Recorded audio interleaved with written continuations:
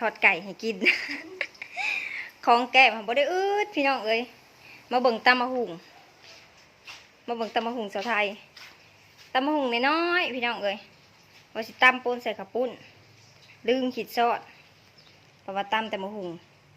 กระยานนะพี่น้องเนาะผิดพลาดโอกาสหน้าจังหวะกันใหม่กินไปก่อนนี่พี่น้องกินตำงบกินตำงบกับน้องคนสวยใหม่อีกแล้วมื้อนี้ คนจากจอยนะกินแต่แนวทอดไปมาลุยกันเลยพี่น้องกับสบายดีพี่น้องFC ทางฝั่งไทยฝั่งลาวและทางต่างประเทศเด้อมื้อนี้กับพบกันกับสาวไทยอยู่ที่ซ่องสาวไทยสาวลาวเซโนพี่น้องมาพบกับสาวไทยและกะน้องไก่คือเก่าเนาะในซองถัดมา EP 2พี่น้อง EP ก่อนหันน้องมานางบินและกะได้ถามไทยน้อง EP นี้กะส่วนน้องมาเห็ดตำกินอีกแล้วเนาะมาคุ้มกับน้องย่ำมือนั่นแหละ ยังอยู่พี่น้องไปลงมือเลยอันกับน้องทอดเองเลยพี่น้องกินกับผักขะแยงแล้วก็มักกระเจี๊ยบแล้วก็ผักกะหล่ำมีหน่อไม้ต้มพ่อออกมานี่หน่อไม้ต้มที่สะไทยไปหาเองเลย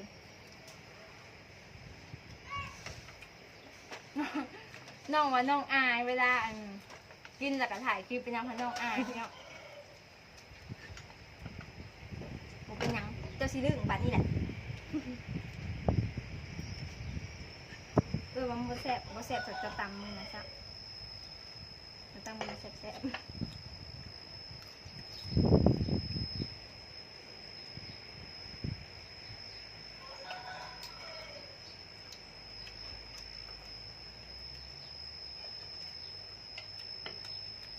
นี่อะไรรสชาติรีวิวแซ่บบ่แซ่บพอดีตำถูกกินเลยให้ตำเองอันนี้แซ่บผักกินกับมาพี่น้อง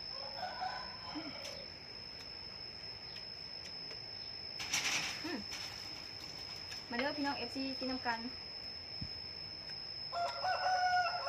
กินตำมะหุ่งตอนเพลนเอาบุกขาวละ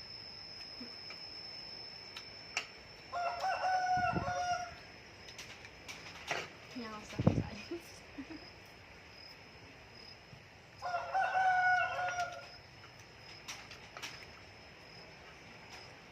่พี่น้อง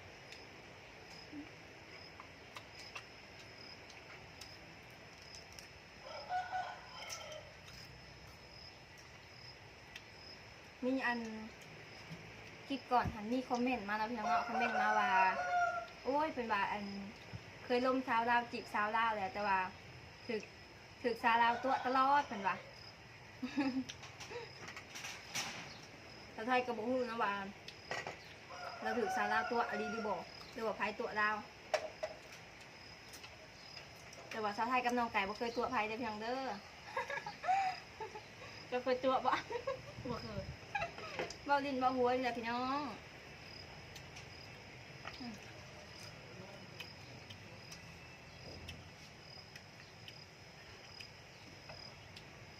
นี่กินข้าวเพลนไม่เกินค่ะ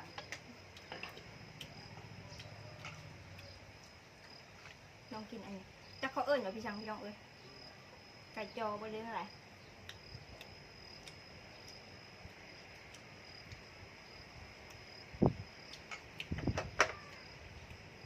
ปานนั้นว่าอย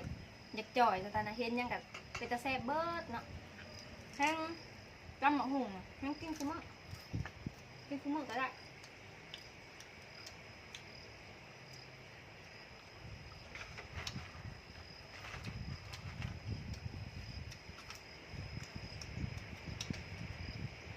มันได้แซ่บปะเห็ดได้เห็ดเองเนาะเห็ดแบบกัน ย่องเอากันเท่านั้นน้องรู้สึกในใดที่ว่าเอาคลิปลงไปแล้วก็มีพี่น้อง FC หลายคนเพิ่นอันแบบว่าเอ็นดูเจ้าแล้วก็คอมเมนต์มาหลายแล้วก็มีคนว่ายันถึกสาวลาวตัวหั่นน่ะน้องคิดเห็นแบบใดจ้าว่า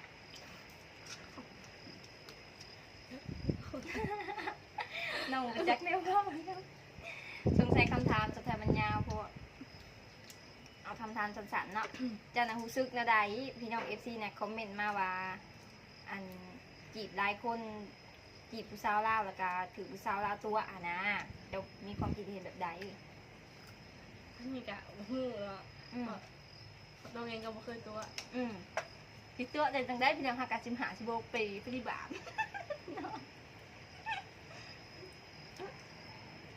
อันนี้ก็แล้วแต่คนล้มแล้วพี่น้องเอ้ยกันสิไปตัวไปต้มเขากะบกป้านชิบูวากะเห็ดบ่ได้ดอกพี่น้องเห็ดบ่ลงดอกเบิ่งน้องไก่แล้วกะอีกคนที่แบบว่าเคินๆอ้ายๆแบบสิเห็นไหมพี่น้องคือสิตัวบ่เป็นจะได้บ้างกันจะไทยค่ะบ่แน่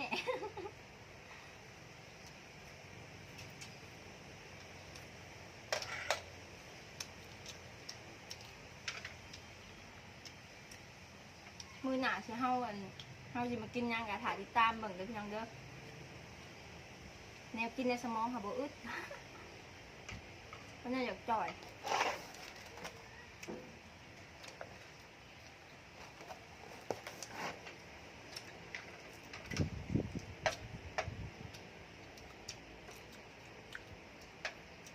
อันเจ้าก็เห็นบ่ขาวแต่ว่าเขาอันอารมณ์ค่ะขาวตัวอันคนไปพูดคำอันไปพูดคำแล้วก็ติดในถามติดคนค่ะเดี๋ยวเจ้าก็เห็นแล้วว่ะความสุขความยากพี่น้องเอ้ยก็ยังดีเนาะยังมีอันพี่น้องทางฝั่งไทยนะพี่น้องเป็นมาซอยเนาะหนักดำน้ำหนักอันยังก็กู้ภัยนะคะแหละเป็นมาซอยหลายคนซอยกันแล้วก็มีอินฟูแล้วก็หลายคนโดยเฉพาะบาวินพี่น้องบริจาคเงินแต่ก็มีอีกหลายคนนะบริจาคเงินสุดท้ายก็ส่งกำลังอกกำลังใจให้แล้วก็เป็นกำลังใจให้เพื่อทุกคนเนาะให้ออกมาแบบปลอดภัยเพื่อทุกคนสาวไทยบุมีเงินบุมีคำบุมีสั่งอันไปช่วยเหลือเพิ่นก็มีแต่ช่วยเหลืออันทางด้านการให้กำลังใจนี่แหละอะไรอันที่ให้สาวไทยมุดก็ไปได้ดำน้ำสาวไทยคือสิตายก่อนหมู่เฮ็ดยังคือบ่เป็นพี่น้องเลยให้กำลังใจไปนี่แหละเนาะกำลังใจอย่างเดียวกำลังใจอย่างเดียวนี่เป็นสไตล์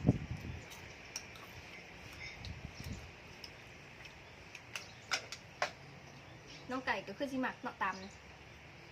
กินทุกมื้อก็ได้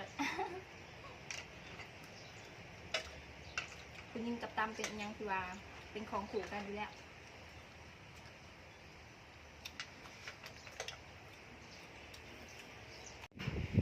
สำหรับคลิปนี้สาวไทยกับน้องไก่ขอโตวกินข้าวให้มันอิ่มๆนะพี่น้องเนาะแต่ก็ไปล้างถ้วยล้างบ่วงให้มันแล้วเบิดก่อนขอบใจเบิดทุกคนที่ว่าเบิ่งจนจบคลิปมื้อหน้ามาพ่อกันกับน้องไก่อีกนะพี่น้องเนาะอีกบ่โดนน้องไก่ก็สิได้เมื่อบ้านป้าแล้วบาดนี้บ่ไก่เมื่อบ้านแล้วก็กลับมาแล้วก็ดำนาแล้วบาดนี้หาผู้บ่าวดำนาเนาะผู้ใดใจดีมาดำนาซอยน้องไก่นี่เด้อพี่น้องเด้อหน้ากับบริไกลดอกพี่น้องผู้อยู่ดงผู้ ดำบ่เป็นก็มาซอยเป็นกำลังใจให้น้องหรือว่าผู้ใดที่ว่าอยากฝากกำลังใจแล้วก็อยากซื้อน้ำซื้อในให้น้องนะพี่น้องอยากมาลินมาหัวกับติดต่อน้องเองได้เลยเด้อเนาะสาวไทยก็เป็นแค่สื่อกลางให้น้องซื่อๆกับพี่น้อง FC หั่นแหละผู้ใดอยากเสร็จลินเสร็จหัวน้องก็ตามสบายเลยพี่น้องเลยสำหรับคลิปนี้สาวไทยกับน้องไก่ศิลาไปก่อนเด้อบ๊ายบายบ๊ายบาย